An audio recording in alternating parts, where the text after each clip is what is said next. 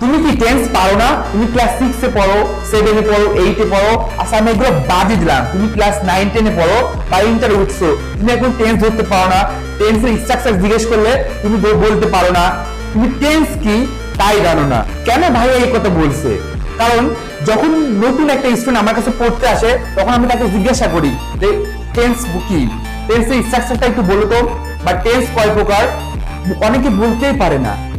ওকে যদি আমি পাঞ্চুয়েশন করাই বা ট্যাগ কোশ্চেন করাই বা ন্যারেশন করাই, যাই গ্রামার করাই, ও কি ধরতে পারবে? তুমি অনেকেই জানো যে টেন্স না পারলে কোনো গ্রামারই পারা যায় না। তো গ্রামার শেখার কিছু সিস্টেম আছে। তোমাকে প্রথমে পার্সন শিখতে হবে, তারপর টেন্স শিখতে হবে, তারপর পার্ট অফ স্পিচ শিখতে হবে, তারপর তোমাকে গ্রামার শুরু করতে হবে। তুমি আগেই ট্যাগ কোশ্চেন করতে যাও, পাঞ্চুয়েশন করতে যাও, সেন্টেন্স সেন্টেন্স করতে যাও, ন্যারেশন করতে যাও, তো তুমি কি পারবা? তুমি হাঁটা না শিখে তুমি দৌড় যাচ্ছ, তুমি কি পারবা? তুমি কখনোই পারবা না।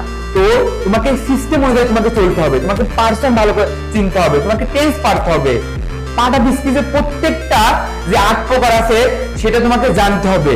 বুঝতে পারছো? তখনই তুমি গ্রামার ধরতে পারবা। তো ভাইয়া তোমাদের জন্য টেন্সের ক্লাস নিয়ে আসছে, আর আমি টেন্সের ক্লাসটা 3 পার্টে ভাগ করছি। আমি ইতিমধ্যে পার্ট 1 আপলোড করে ফেলছি।